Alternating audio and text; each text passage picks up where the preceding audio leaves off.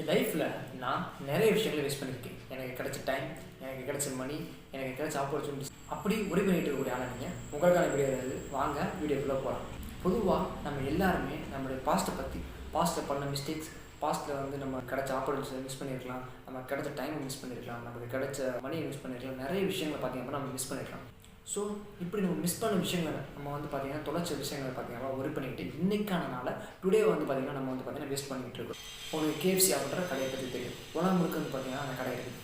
ஆனால் அந்த சிக்கன் ரெசிபியை கண்டுபிடிச்ச அவர் வந்து பார்த்திங்க அப்படின்னா கிட்டத்தட்ட 60 வயசுக்கு மேலே தான் பார்த்திங்க அப்படின்னா அந்த ஒரு ரெசிபியை கண்டுபிடிச்சிருக்கிறாரு. அதுக்கப்புறம் நிறைய ஸ்ட்ரகிள்ஸ்க்கு அப்புறம் தான் அந்த சிக்கன் அப்படின்றது பார்த்திங்கன்னா ஃபேமஸாக இருக்குது. இன்றைக்கி உலகம் முழுக்க இருக்குது. அவர் அன்றைக்கி நமக்கு 60 வயசு ஆகி போச்சு, நம்மளே நிறைய விஷயம் லைஃப்பில் வந்து நிறைய விஷயங்களில் வேஸ்ட் பண்ணியிருக்கிறோம், நிறைய ரிஜெக்ஷனை பார்த்துருக்கோம், இதுக்கப்புறம் நம்ம என்ன பண்ண போகிறோம் அப்படின்னு நினச்சிருந்தாருன்னா கண்டிப்பாக அவருடைய பிராண்ட் அப்படின்றது இன்றைக்கி வந்து பார்த்திங்கன்னா உலகத்தில் இருந்திருக்காது.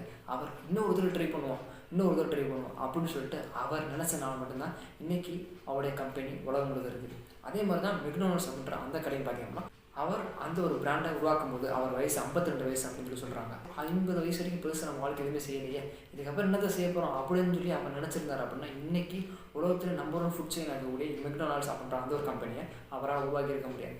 ஸோ இந்த மாதிரி நானாக இருந்தாலும் சரி, நீங்கள் இருந்தாலும் சரி, நிறைய நேரங்களில் நம்மளுடைய பாஸ்ட் நடந்த விஷயங்களை பற்றி, நம்மளுடைய பாஸ்ட்டில் நம்ம பண்ண மிஸ்டேக்ஸை பற்றி இப்படியே அதை யோசிச்சுக்கிட்டே பார்த்தீங்க அப்படின்னா இன்றைக்கான நாளை வந்து பார்த்தீங்கன்னா வேஸ்ட் பண்ணிகிட்டு இருக்கோம்.